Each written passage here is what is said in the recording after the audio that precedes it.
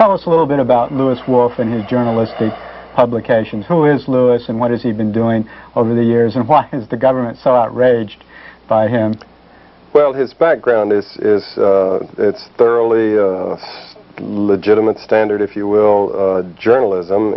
He was assigned for a couple of years in Manchester, writing for a couple of prominent news organizations.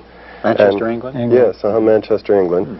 And eventually made his way through London back to the United States, where he gravitated to a scrutiny of the CIA and the intelligence community, watching the revelations of the Church Committee, information that he had come across in his research, some of which he had published as part of news stories previously, other parts of which he was not permitted to publish by the nature of the press establishment.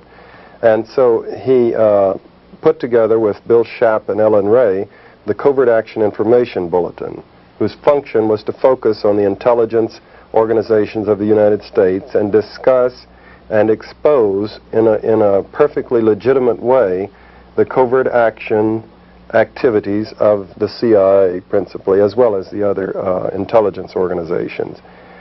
I believe they formed that in about 1976 and have been in Washington since, publishing stories of true stories. Their quality, their standards of journalism are exceedingly high.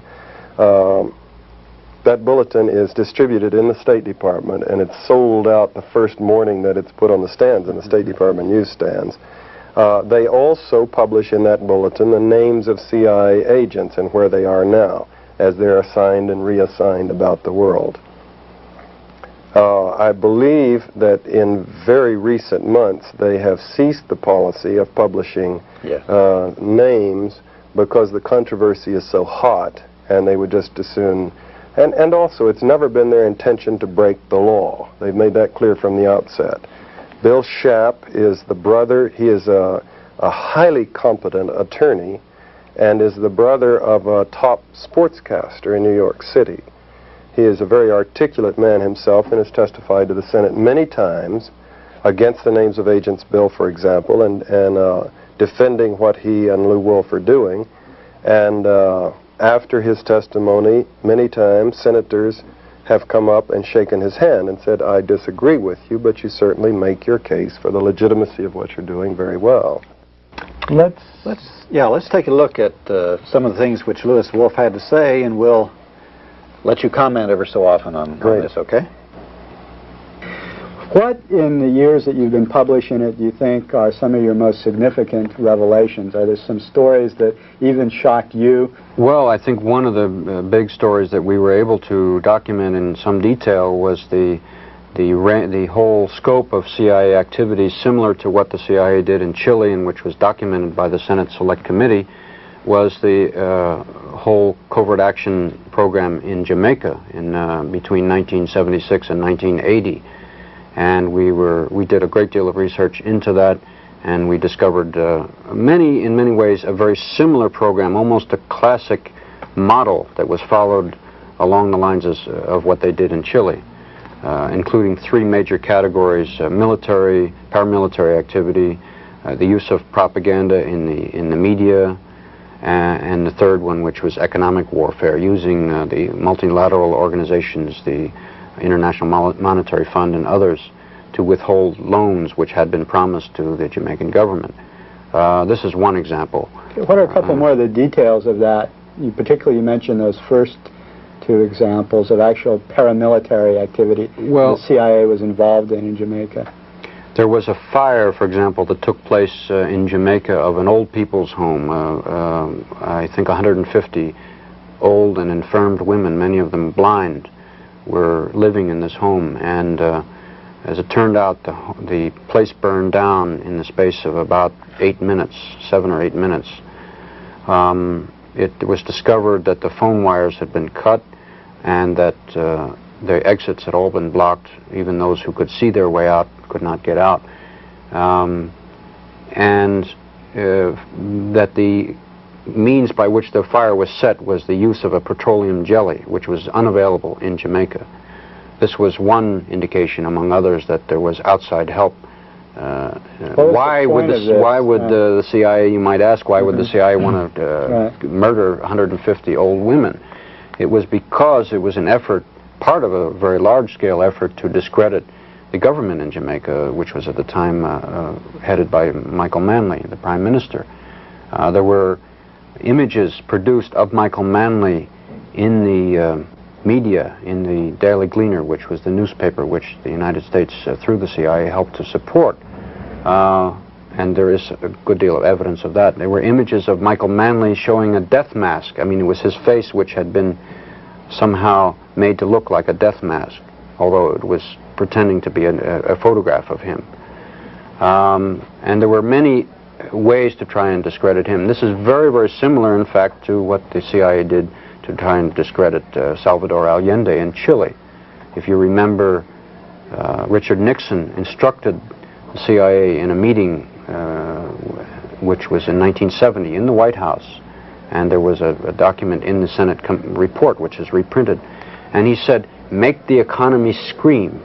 Those were his words. And that's, of course, what the CIA proceeded to do in Chile, and that's what they also did in Jamaica.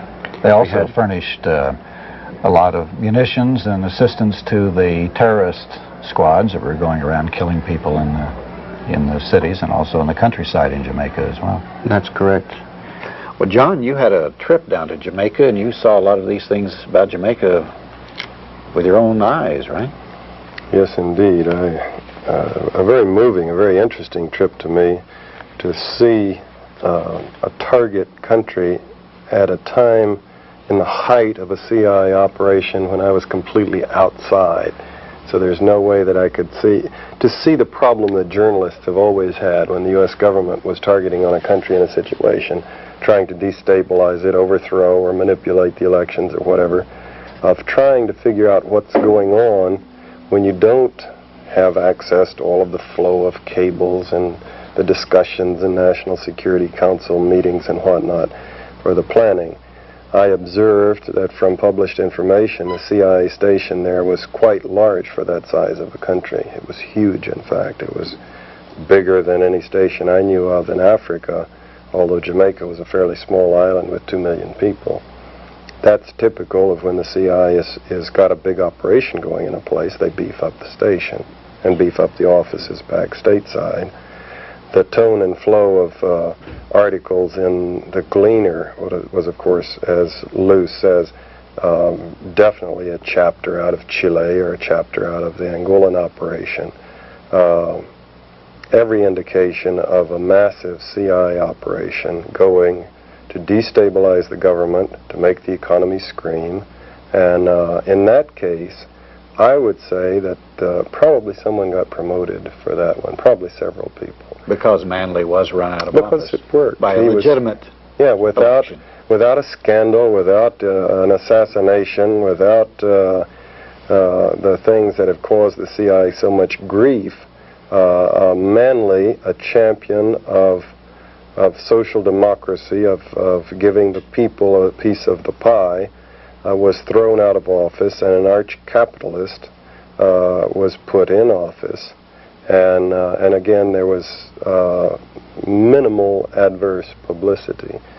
Lew Wolf and the others were studying the situation and did publish about what was going on, but it was not published in the New York Times and the Washington Post, and the big television networks didn't do studies on it, primarily because even if the journalists of the big organs knew what was happening and might have wanted to, they really just, because of the secrecy, couldn't get the truth about what the United States was doing.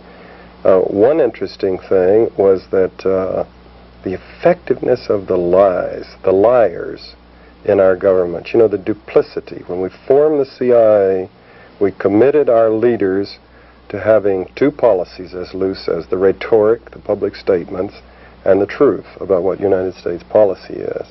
So an interesting measure of presidents is how effectively they lie. Interesting discussions that occur inside the CIA is about lying. Would you lie? You know, you're the DDO and you're going to testify to the Senate, and it's serious discussions. Are you going to lie?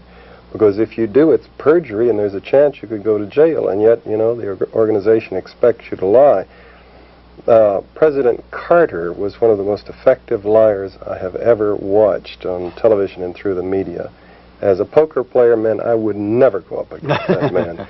He could look at that camera and say things that obviously he knew were completely and totally false.